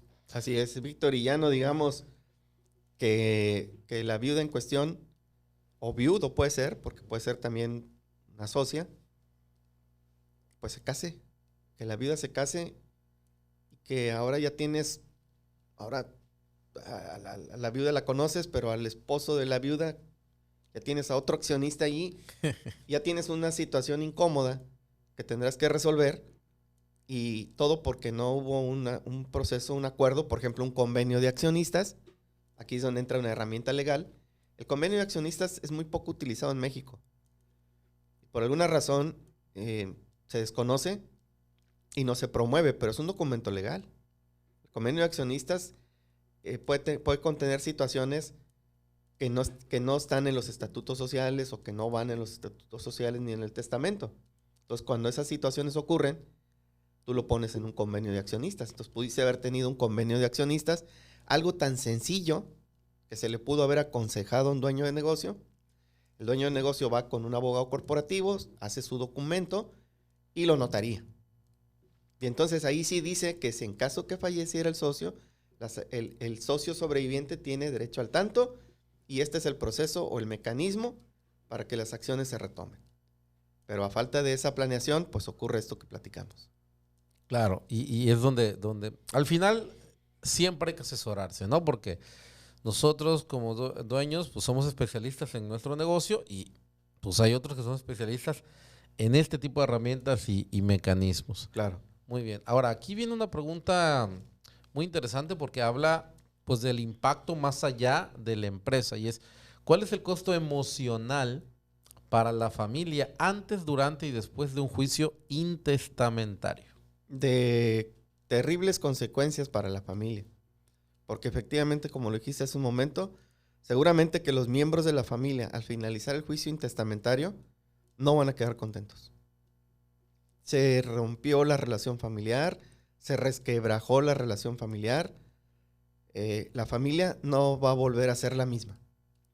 Este resquebrajamiento en la unidad de la familia seguramente afectará la operación de la empresa. Y eventualmente la empresa desaparecerá con el paso del tiempo. Es grave y por eso es que hay que tomarlo en cuenta. Ahora, ¿qué es un protocolo familiar y cuál es su contenido básico? Excelente pregunta. Me gusta esa pregunta. El protocolo familiar, Víctor y estimados dueños de negocio, es un documento, es un proceso. Vamos a llamarlo proceso. Es un proceso a través del cual la familia, con base en el consenso, llega a ciertos acuerdos para que estos acuerdos regulen la relación empresa, familia y propiedad. Ese es un protocolo familiar. Es un proceso a través del cual se llega a un consenso, se toman acuerdos que van a regular la relación entre la familia, la empresa y la propiedad. Perfecto, excelente. Ahora, ¿en qué etapa de la familia y la empresa conviene desarrollar un protocolo familiar? Muy bien. Cuando la familia se encuentra trabajando en paz. Ese es el momento ideal para que la familia se puedan sentar juntos, poner los temas difíciles, poner los temas cruciales sobre la mesa e ir tomando poco a poco acuerdos para ir redactando su protocolo familiar. Cuando la familia no se encuentra trabajando en paz y hay conflictos, ese es el momento más inadecuado para poder iniciar un proceso de este tipo. Sí, porque se va a alargar indefinidamente porque no se van a poner de acuerdo. Absolutamente. Es más, yo te podría decir que si estando en paz, que es el mejor momento, va a costar probablemente que se pongan de acuerdo, Así aunque es. Más, aunque hay probabilidad de que sí, porque hay armonía y paz.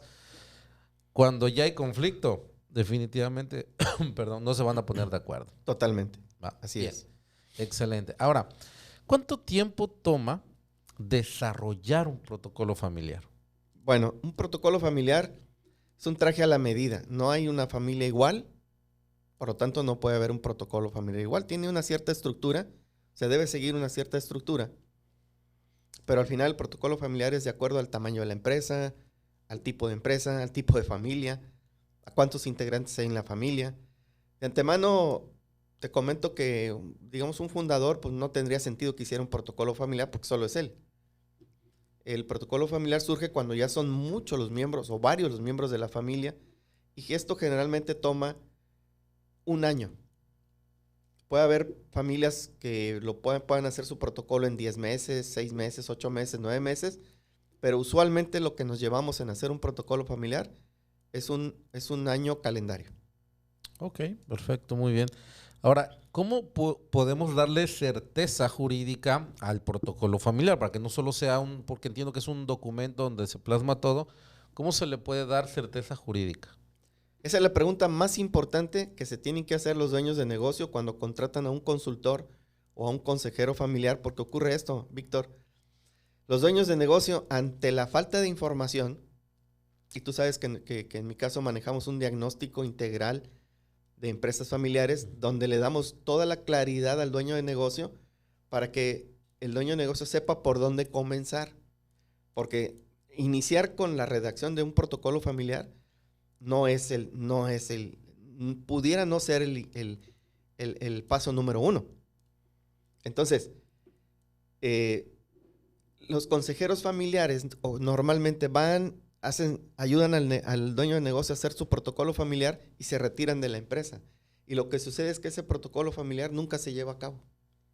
Entonces, ¿cómo hacer para que este protocolo familiar pueda tener certeza jurídica? Bueno, primero, habría que explicar que el protocolo familiar es un pacto de caballeros.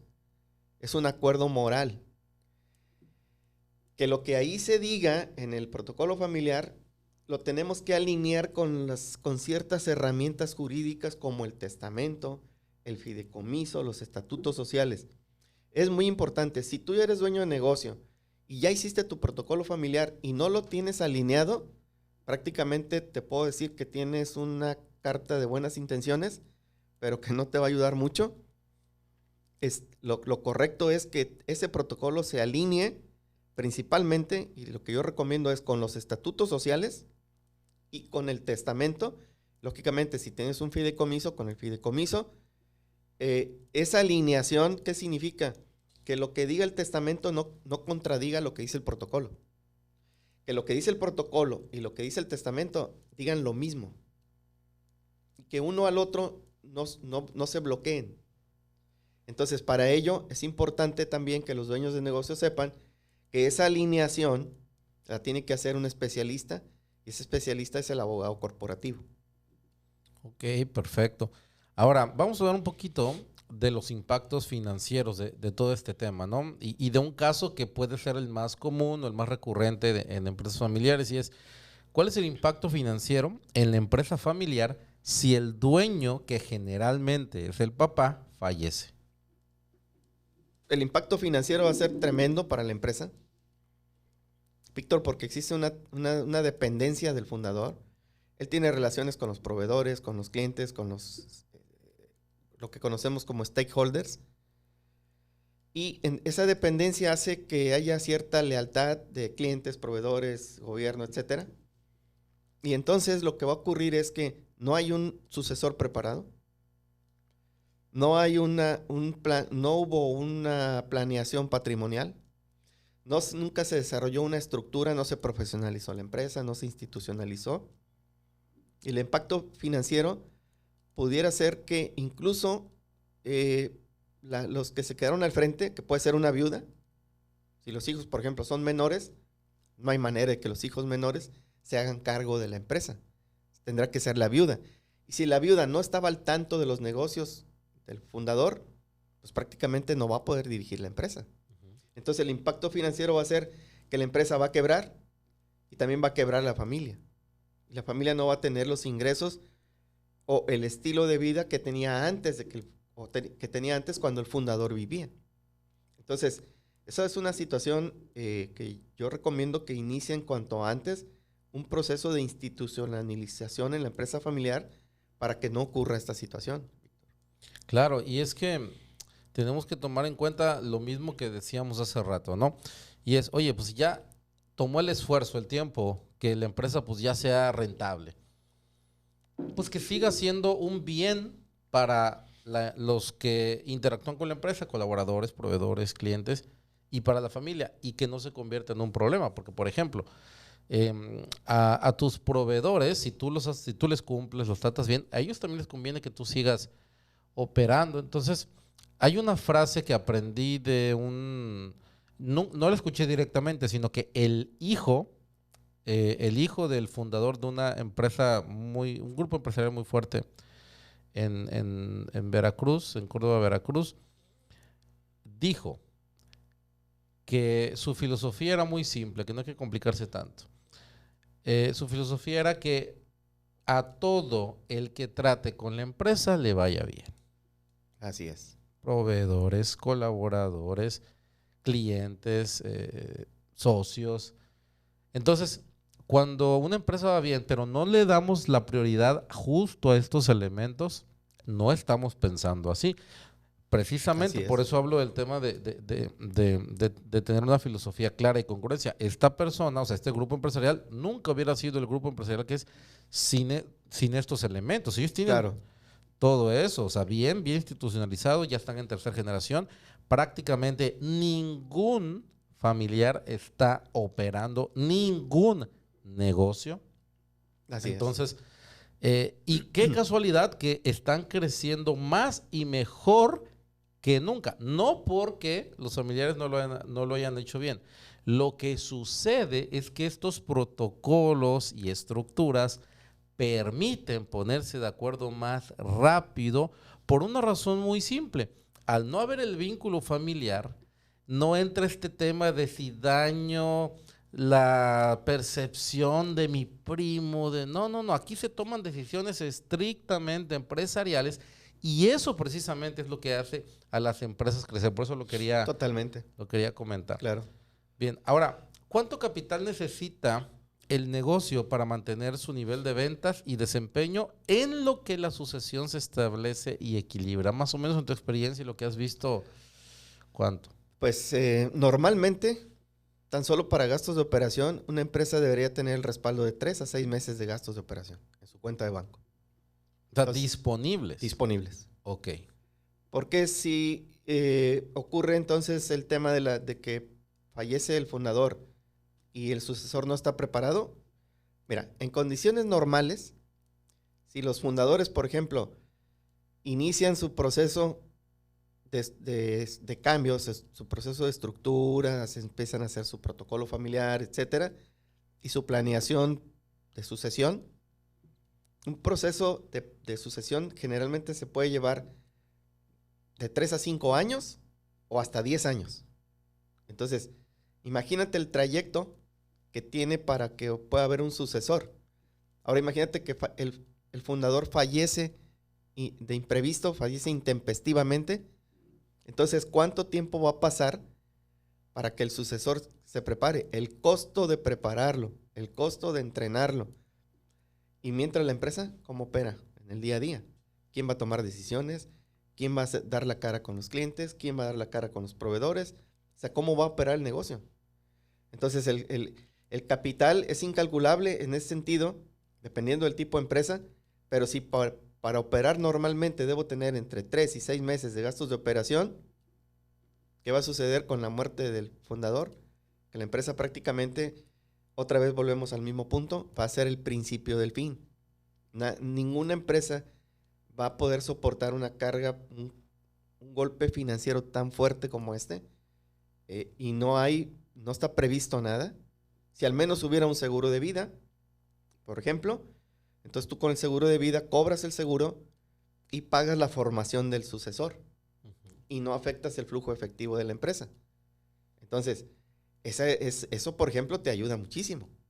Pero al no haber eso, el costo financiero va a ser muy alto para la empresa y seguramente no lo va a poder soportar. Fíjate que me hiciste recordar algo que justamente experimentamos hace algunos años con una empresa, ¿no? Y justo pasó eso que acabas de decir. Exacto. Y claro que el golpe fue muy duro, pues obviamente para la empresa, pero como hemos dicho, para la familia. Entonces, nosotros estábamos con un proyecto con ellos. Obviamente, porque eso es lo que normalmente va a pasar con la mayoría de proyectos, es que se decidió un stand-by en el proyecto. Era algo evidente que sabíamos que iba a pasar, porque en estos casos con el shock emocional, pues obviamente primero ellos dijeron vamos a replantearnos qué queremos hacer, porque no se lo habían planteado antes. Exacto. Justamente, ¿no? Y digo, es entendible. Uno no quisiera planear que va a faltar mañana, pero ¿qué crees? Pues vas a faltar no mañana mismo, ¿verdad? Pero sí en un futuro. Entonces yo sé que esto es algo que no nos gusta pensar en eso, pero es lo único que es inevitable. Totalmente. Entonces, bajo esa conciencia, yo sí invito a todos los empresarios que ven esta entrevista a que busquen la información, a que realmente se dejen ayudar. Primero que estén dispuestos a entrarle al tema, ¿no? Así es. A entrarle al tema. Primero que nada, entrarle al tema. A ver, oigan, a ver, he escuchado mucho de esto, a ver, platíquenme bien cómo está esto. Claro, ¿no? claro. Y que tomen sus decisiones, básicamente, Así ¿no? es. Justamente por eso lo hablabas del diagnóstico, ¿no? Es, oye, pues, antes de decidir contrato esto, a ver, primero, realmente, ¿qué es lo que necesito? ¿Cuál es el paso a paso que yo debería seguir primero? ¿No? Claro, ¿Es así así? es correcto. Muy bien. Ahora, ¿cuál es la importancia entonces del blindaje patrimonial en empresas familiares? Pues es vital, es crucial, Víctor. Ya lo dije hace un momento, si tan solo por lo menos tienes tu testamento, ya tienes algo. Blindaje patrimonial es la protección del patrimonio. Y para ello ya existen las herramientas jurídicas que ya vimos, pero hay muchas más cosas. Tú no tan solo puedes proteger a tu empresa si tienes testamento, tienes un seguro de vida o si tienes un fideicomiso. También puedes proteger el patrimonio porque, a ver, si tú tienes la intención de heredar la empresa, la pregunta es, ¿qué te gustaría heredar? ¿Una empresa sólida, estructurada y que opere por el equipo y no por el dueño? ¿O una empresa endeudada, sin flujo efectivo, sin liquidez, con problemas para operar, con un equipo de trabajo disperso? Entonces, si tú dices, no, pues yo quiero heredar lo primero que dijiste, tienes que trabajar para ello. Tienes que profesionalizar tu empresa. ¿Te gustaría heredarle a tu hijo una empresa totalmente desorganizada? Que lo más seguro es que esa empresa en el corto plazo quiebre o cierre, pues es como herencia no tuvo gran valor, como legado, pues no tiene valor que dejes una empresa que no va a poder funcionar. Entonces hay blindajes patrimoniales que pasan desapercibidos para los dueños de negocio en cosas tan sencillas como estructura tu empresa, para que esta estructura la mantenga de pie. Eso es tan, digamos que parece obvio, pero pasa desapercibido para la mayoría de los dueños de negocio. Totalmente, ¿no? Y es justamente porque, no sé, por alguna razón llegamos a creer que pues si así construí lo que construí, pues así va a seguir, ¿no? Pues no, lo que te permitió llegar a donde estás no es lo mismo que te va a permitir llegar a otro nivel. Eso es inevitable, ¿no? Totalmente. Muy bien. Ahora, ¿cuáles son los mayores riesgos para el patrimonio de una empresa familiar, por ejemplo, de no tener un blindaje? Bueno, pues uno de los mayores riesgos es el que ya hablamos, que el patrimonio tenga que ser asignado por juicio intestamentario. Otro es que el patrimonio quede en manos de tu socio. Otro es que quede en manos de un familiar incómodo, de un familiar que, por ejemplo, no vea por los intereses de la familia, sino que vea por sus propios intereses. Al final de cuentas, Víctor, vamos a tener que hacernos esta pregunta. ¿Por quién tendría que ver yo primero? ¿Por mi familia o por la familia de mi socio fallecido? Pues evidentemente yo voy a ver primero por mi familia. Aunque yo te prometa que si pasa algo yo me hago cargo y todo eso ante una eventualidad de una enfermedad catastrófica en algún miembro de mi familia, pues yo tendré que ver primero por ellos.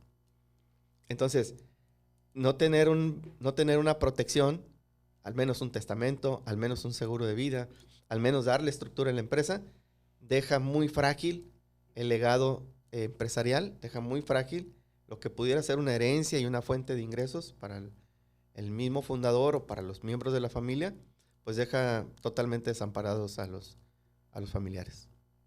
Totalmente, totalmente. Entonces, bueno, pues así importante es este tema. Nos llegó una pregunta que tiene que ver con lo mismo y dice, ¿qué rol juega la planificación sucesoria en el blindaje patrimonial? Pero antes de que me la respondas, me gustaría que brevemente nos puedas decir, oye, primero que nada, ¿qué es una planificación sucesoria? Y luego, ¿qué rol juega esta planificación en el blindaje patrimonial? Correcto. Bueno, vamos a utilizar estas palabras. La sucesión es aquel trabajo o aquella situación que te permite pensar en cómo vas a transferir el patrimonio. Ahí estamos hablando de planeación patrimonial o sucesión patrimonial. Es decir, ¿quién será el siguiente accionista? Uh-huh. Y la otra parte de la sucesión es la sucesión en el mando. Entonces hablamos de sucesión patrimonial y sucesión en el mando. La sucesión patrimonial es quién va a ser el siguiente accionista y la sucesión en el mando es quién va a ser el siguiente líder, quién va a ser el siguiente director. ¿Qué papel juega? Juega un papel importantísimo, porque insisto, si no hay un sucesor preparado y además, para que un sucesor se prepare, este proceso se puede llevar de 3 a 5 años. Estamos hablando que hay que invertirle tiempo, hay que invertirle dinero, hay que preparar al sucesor. Ahora, estamos hablando de un sucesor que sí quiere trabajar en la empresa. Pero ¿qué pasa con lo que dijimos al principio? Cuando no hay quien quiera trabajar en la empresa. Entonces la búsqueda se vuelve más compleja porque probablemente tengas que incorporar a alguien externo. Ahora, si esa persona está contigo 2 años y se va, tienes que volver a reiniciar el proceso. Entonces, ¿cuándo vas a terminar tu proceso de sucesión en el mando? Te va a consumir el tiempo. Si al final de cuentas no planeas cómo transferir la propiedad y no planeas quién se va a quedar al frente de tu empresa, esa situación va ante la falta del fundador, lo que va a suceder es que la empresa va a estar en ese 70% de empresas que mueren. Y eso es lo que hay que evitar. No solamente porque pues tanto trabajo prácticamente se tiraría a la basura, que sería una lástima, sino incluso por lo que le representa al país el que estas empresas pues cada vez puedan estructurarse mejor y que sobrevivan por muchas generaciones. ¿Eso qué haría? Pues generaría que muchos empleos se mantengan y entonces sí, cuando llega una empresa nueva, pues entonces se incrementa la empleabilidad. Pero ¿qué pasa? Si hay empresas nuevas, pero así como hay empresas nuevas, empresas mueren, por eso no se nota tanto el incremento al empleo, porque sí se hacen muchas contrataciones, pero si algunas empresas, no sé, quiebran o cierran o heredaron 10 sucursales y nada más se quedaron con 2, bueno, pues justamente es por este tipo de situaciones, ¿no? Así es.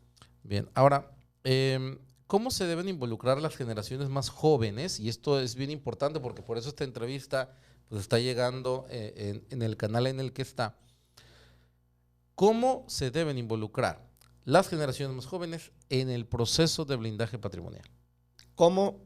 Estando conscientes de lo importante que es la sucesión.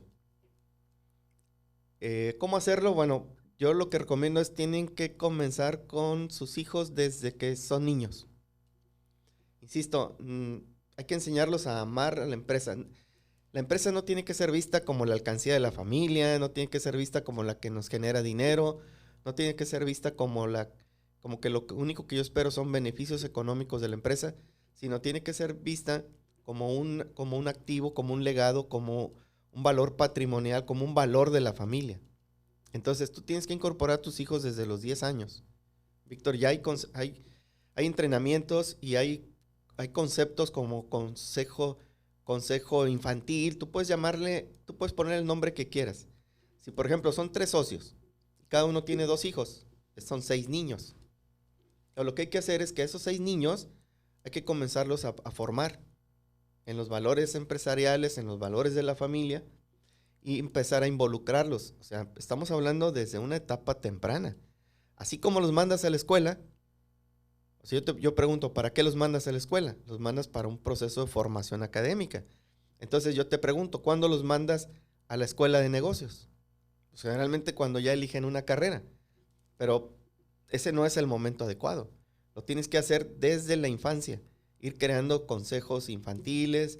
Posteriormente puedes crear un consejo de sucesores cuando ya tienen 18 o 20 años y seguirlos preparando y entrenando para que ellos puedan ser los futuros consejeros. Insisto, prepara a tus hijos como consejero, no como empleado.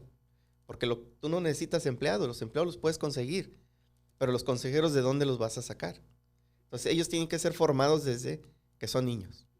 Perfecto, excelente. Para mí es una excelente recomendación porque si eso hiciéramos, difícilmente habría personas que no quisieran heredar el patrimonio ni la empresa, porque justamente muchas veces lo que no quieren es heredar el trabajo, pero sí quieren heredar digamos que el patrimonio y la toma de decisiones. Por lo tanto, se tienen que preparar para ser buenos tomadores de decisiones, ¿no? Absolutamente.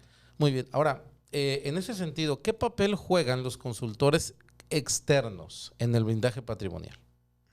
Excelente pregunta. Mira, muchas familias, la experiencia que tienen los consultores a nivel nacional es de que, por ejemplo, en el caso del protocolo familiar, algunas familias pueden intentar hacer el proceso solos. Uh-huh. El resultado es que al paso de cierto tiempo te los encuentras, les preguntas cómo van con el proceso y te dicen que lo abortaron. Porque empezaron a reunirse al principio, posteriormente ya no se reunieron una semana, luego a la siguiente se les dificultó y terminan por dejar el proyecto a medias. Entonces, aquí lo recomendable es, necesitas allegarte de profesionales para que te puedan guiar en el proceso. No quiero decir con ello que no puedes hacerlo solo. Sí puedes intentar hacerlo solo, pero en algún momento eventualmente necesitarás la ayuda de un profesional. Y te anticipo que, Víctor, que no hay una persona que tenga los conocimientos de todas las áreas que se necesitan para trabajar en el proceso del patrimonio de las empresas. Como dije, hay fiscalistas, abogados corporativos, consejeros familiares, entre otros que se necesitan, especialistas en recursos humanos. Si tú quieres hacer, por ejemplo, una planeación de sueldos y salarios, una evaluación de desempeño, si tú quieres establecer una evaluación de puestos, pues tienes que traer un especialista en recursos humanos. Todos esos conocimientos y esas habilidades no están en una sola persona. Tienes que allegarte de los especialistas que se necesitan para que tú puedas avanzar más rápido en lo que tú eres bueno y déjale el trabajo a los que saben de cada área especializada para que tu empresa pueda tener un blindaje patrimonial. Claro, ¿no? Porque como decías, pues aquí entra todo, tema legal, fiscal, contractual, estratégico, o sea, todo entra aquí y por eso es tan importante. Bien, ahora, aquí hay una pregunta que me parece muy interesante que encontré y es, ¿cómo se puede garantizar la sostenibilidad a largo plazo de un patrimonio familiar? Bueno, definitivamente tiene que ser a través del uso de todas estas herramientas, Víctor, pero las hemos visto, estas herramientas, digamos que por separado, pero necesitamos conocer digamos, el término global, y es que las empresas familiares tienen que entrarle al gobierno corporativo. La experiencia que tengo con los dueños de negocio es que te escuchan hablar de gobierno corporativo y es como hablar de otra dimensión o hablar de algo que solamente opera para las grandes empresas y tienen la idea de que el gobierno corporativo es para empresas que cotizan en la bolsa. Pero la pregunta es, ¿cómo le hicieron estas empresas que cotizan en la bolsa? Voy a poner un ejemplo, Bimbo. ¿Por qué Bimbo cotiza en la bolsa hoy? Bueno, hoy cotiza en la bolsa, pero hace 40 años no cotizaba en la bolsa. No cotizaba ni en su casa. Era una empresa familiar, ¿no? Exactamente. Era una empresa familiar que el señor Servich, que fue un gran empresario, una gran persona, que documentaba todos sus procesos, puso los cimientos para que en el futuro esta empresa se convirtiera en lo que es hoy, una transnacional, y cotiza en la bolsa. Pero tú no necesitas cotizar en la bolsa para tener un gobierno corporativo. El gobierno corporativo es un mecanismo que puede aplicar para cualquier tipo de empresa. Entonces, la manera de mantener sustentable el patrimonio de la empresa en el tiempo y la misma empresa es aplicar en tu empresa las mejores prácticas de gobierno corporativo que acomoden al tamaño de tu negocio. No tienes que aplicar cosas complejas que no van de acuerdo con el tamaño o la operación de tu negocio. No, tienes que aplicar las mejores prácticas de gobierno corporativo que mejor le acomoden a tu negocio. Pero no porque es pequeña, pienses que el gobierno corporativo es solo para empresas grandes. Totalmente de acuerdo. Y aquí hay una pregunta que probablemente algunos estén haciendo y que puede hacer que vean todavía más valor en el tema de blindaje patrimonial, y es ¿cómo se pueden prevenir los fraudes y malversaciones en una empresa familiar? Excelente pregunta, porque eso me permite platicarles a los dueños de negocio cuál es el origen del gobierno corporativo. El gobierno corporativo tiene su origen en escándalos financieros, Víctor. Y voy a comentar algunos. Primero, en Estados Unidos hubo un escándalo financiero a través de la empresa Enron. Uh-huh. Entonces, ¿qué sucedió con Enron? Pues que tenían su consejo de administración, tenían sus procesos de control, pero resulta que al final de cuentas hay prácticas indebidas. Por eso el gobierno corporativo es el conjunto de las mejores prácticas.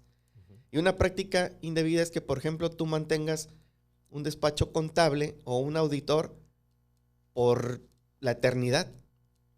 No, la mejor práctica es que tú vayas cambiando esos auditores, que vayas cambiando ese despacho, que los vayas rotando. Porque aquí resulta que en el caso de Enron, era Enron y el despacho de Arthur Andersen. Entonces, Arthur Andersen era digamos, el despacho auditor de Enron. Pero Enron representaba más del 80% de los ingresos de Arthur Andersen. Entonces, Arthur Andersen no le iba a poner obstáculos a la operación de Enron porque automáticamente perdía el 80% de sus ingresos. Entonces, eso nadie lo detectó. Y lo que sucedió es que hubo un fraude por miles de millones de dólares, donde los ahorros, los fondos, las pensiones de mucha gente fueron perjudicadas. En nuestro país también tenemos ejemplos y bueno, pues ha habido situaciones muy complicadas en empresas como Comercial Mexicana, por ejemplo, y empresas como Unifón. Entonces, ese tipo de situaciones en Europa, por ejemplo, se presentó con la compañía Parmalat. Y más exactamente, Víctor, el origen del gobierno corporativo se dio en Inglaterra, en donde Robert Maxwell tenía también una empresa muy rentable, aparentemente, pero incurrió en fraudes financieros. De tal manera que su empresa en un momento desapareció totalmente. A raíz de eso, la reina de Inglaterra y el primer ministro contrataron a una persona para que pudiera desarrollar algunas reglas que pudieran regular a las empresas. Y eso generó el reporte Cadbury. El reporte Cadbury es como el antecedente del gobierno corporativo. De ahí provienen. Entonces, todas estas regulaciones que se establecen en el gobierno corporativo son para evitar que en tu empresa ocurran fraudes. Alguien podría pensar, bueno, pero eso solamente sucede en las empresas grandes como Enron o Parmalat o como las empresas de Maxwell. No. También ocurre en las pequeñas empresas porque tú no sabes o cuáles son los mecanismos que tienes para evitar que tus hermanos que son accionistas no cometan algún fraude o alguna malversación de fondos. Entonces, si no tienes auditoría, si tú confías en porque es tu hermano, sí, pero es tu hermano, pero también es tu socio. Entonces, para ello tienes que tener implementadas prácticas corporativas como la auditoría, la cual va a evitar, Víctor, que en algún momento eventualmente pueda surgir un fraude o un boquete financiero que le abran a la empresa y que termine por desaparecer la empresa. Totalmente, y muy importante. Ahora, ya por último, la verdad es que me ha encantado esta entrevista, yo mismo he aprendido muchísimo, entonces te agradezco nuevamente que estés aquí con nosotros. Cuéntanos algún caso de éxito que hayas tenido de blindaje patrimonial. Bueno, en lo personal, Víctor, hay es un grupo de 5 socios, fíjate, es interesante esto. 5 socios, 12 hijos, 8 empresas. Porque normalmente hablamos de vamos a trascender la empresa familiar de una generación a otra, pero a veces no tomamos en cuenta que existen muchos casos donde un grupo de socios tienen 8 empresas o 10. Entonces tienen 8 razones sociales diferentes. Y si son 5 socios, resulta que 2 socios están en una empresa, otros 2 en otra y otros 2 en otra. Entonces, y luego digamos que son empresas que tienen propiedades, entonces están instaladas en ciertos terrenos. Y luego resulta pues que los terrenos están a nombre pero de otras personas. Entonces, aquí lo que hicimos se tuvo que hacer un reordenamiento. Tienes que hacer un reordenamiento del patrimonio. Mira, en el caso de esta empresa, normalmente el patrimonio, Víctor, lo dividimos de esta manera, en una parte inmobiliaria, en una parte líquida y en una parte accionaria o de control. Es decir, tú tienes que separar. A ver, vamos a ver la parte inmobiliaria, vamos a ver la parte líquida y vamos a ver la parte de acciones. Y en este caso, bueno, lo que hicimos, tuvimos que hacer, estamos en ese proceso para reestructurar corporativamente, pero ya tienen testamentos, ya tienen un protocolo familiar. Ahorita estos dueños de negocio ya duermen tranquilos, porque ante el eventual fallecimiento de alguno de ellos, no va a surgir ningún problema de juicio intestamentario. Entonces, eso hace que el patrimonio de estos dueños de negocio esté protegido. Esté protegido. Claro que el proceso sigue adelante porque esto no termina. Claro. Los dueños de negocio tienen que entender que este es un proceso que dura mucho tiempo. Pero este caso me gusta a mí porque son muchos socios, son muchos hijos y son muchas empresas. Y de alguna manera logramos hacer este proceso de ordenamiento, ¿no? Excelente, Toño. Pues muchas gracias por haber estado aquí con nosotros. Antes de despedirnos, ¿algún mensaje que le quieras mandar a los empresarios que les hizo clic esta entrevista y que quieren saber más de cómo proteger su empresa? Yo diría que lo mejor que pueden hacer, Víctor, es que estén informados, que se informen antes de contratar un proceso de consultoría. Y yo diría que también no contraten procesos de consultoría tan largos. Primero tienen que tener claridad, y para tener claridad, yo sugiero, permitan hacer un diagnóstico en su empresa. Busquen la manera de diagnosticar su situación. Tú no puedes definir a dónde quieres ir si primero no determinas dónde estás. Y para determinar dónde estás con claridad, tienes que hacer un diagnóstico. Partiendo de eso, ya podrás tener la suficiente información para saber cómo puedes comenzar y dónde tienes que empezar este proceso que te va a llevar a conservar tu legado, a transmitir tu empresa a la próxima generación y a disfrutar tú mismo de los beneficios de tu trabajo. Perfecto, pues muchas gracias, Toño, nuevamente. Gracias, muy amable. Gracias. Excelente, gracias a todos. Nos vemos en un próximo episodio.